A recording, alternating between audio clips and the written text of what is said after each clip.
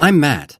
My stepdad is one of the most stingy people in the world. I'm sure you'll agree with me once I tell you some of our house rules. When we use the bathroom at night, we're not allowed to turn on the light.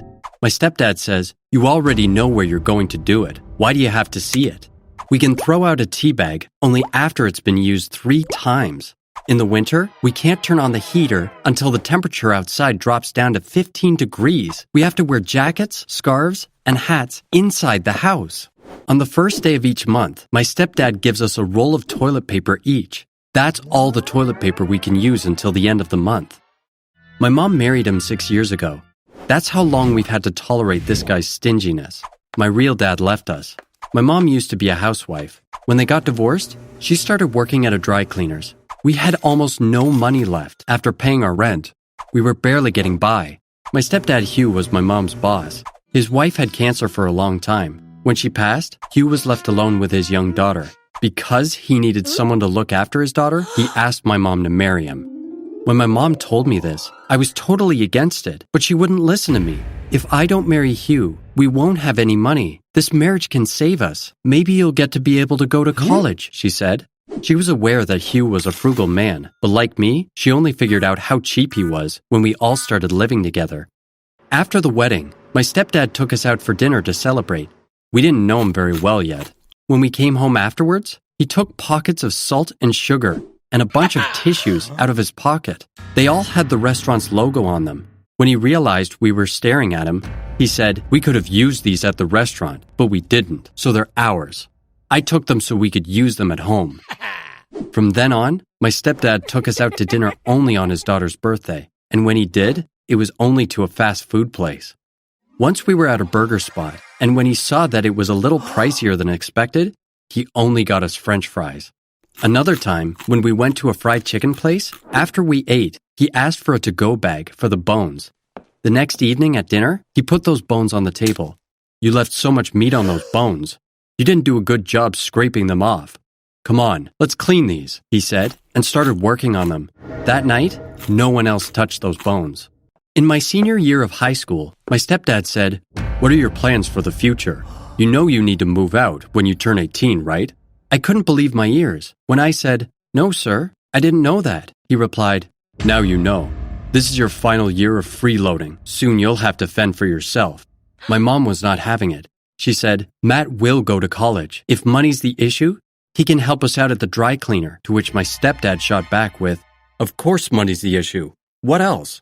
In that case, he should start working with us right now. If he's any good, maybe I'll give him a chance to stay here next year."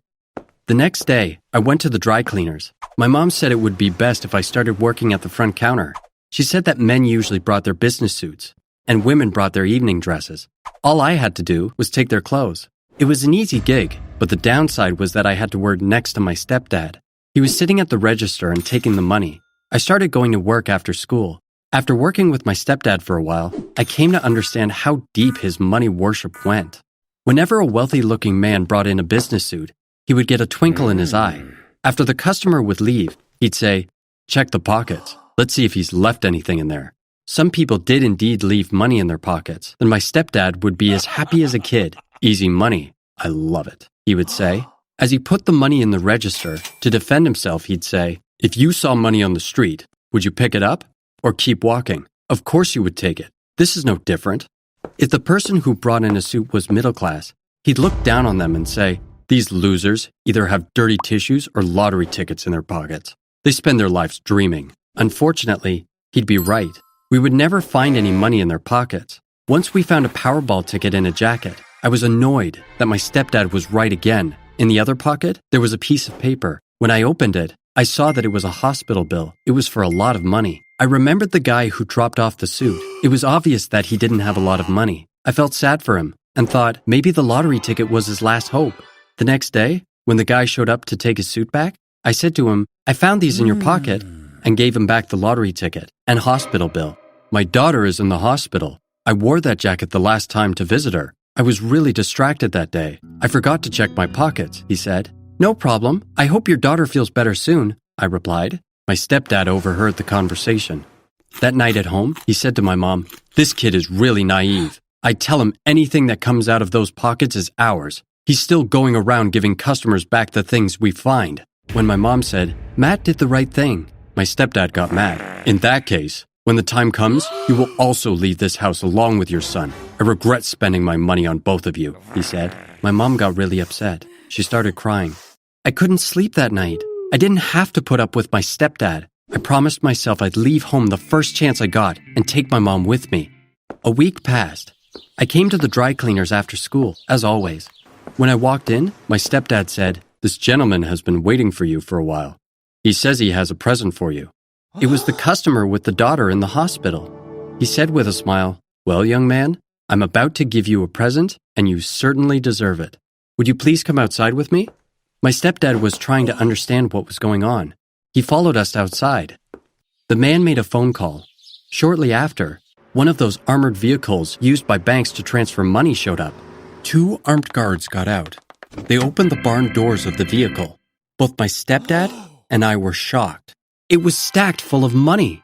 I was even more shocked when our customer pointed to the money and said, "Young man, half of this is yours." What? Am I being pranked? I barely muttered.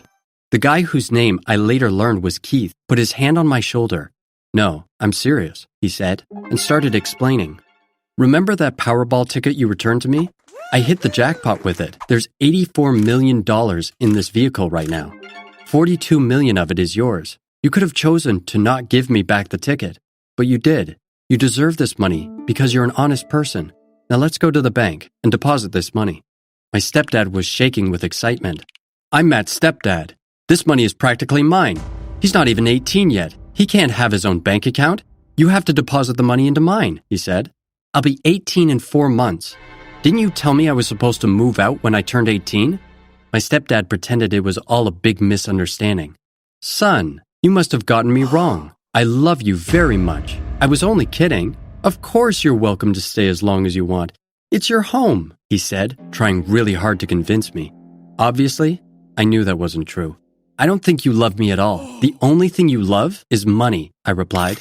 Keith took my side and said, "I will give the money to Matt when he turns 18. Please leave him alone." Then he turned to me and said, "Matt, will you come to the bank with me? Soon you'll have half of this money anyway." My stepdad turned red with fury, but there was absolutely nothing he could do. We went to the bank and then to the hospital. Keith's daughter had a rare and very serious disease. She had been in the hospital for a long time. Keith had to sell their house and his car to be able to pay her hospital bills. Even that wasn't enough, so he was selling everything he could, including his clothes. That's why he brought in the suit to the dry cleaners in the first place. He wanted to get it clean so he could sell it. Thankfully, winning the lottery solved his money problems, and he could now afford to care for his daughter. It's been only a month since it happened. Keith bought a new house, a mansion in fact. My mom and I moved in with him. We'll be buying our own house soon, but first we're waiting to find out which college I'll be attending. If I go to college in another city, maybe we can buy our house there. By the way, my stepsister Daphne is living with us. Her dad, that is, my ex-stepdad, didn't mind her coming with us. He comes to visit her sometimes. "Daphne is happier with you," he says. But I think that's not the real reason why he let her come with us. He's happy to have someone else take care of his daughter. This way, he can keep his money all to himself.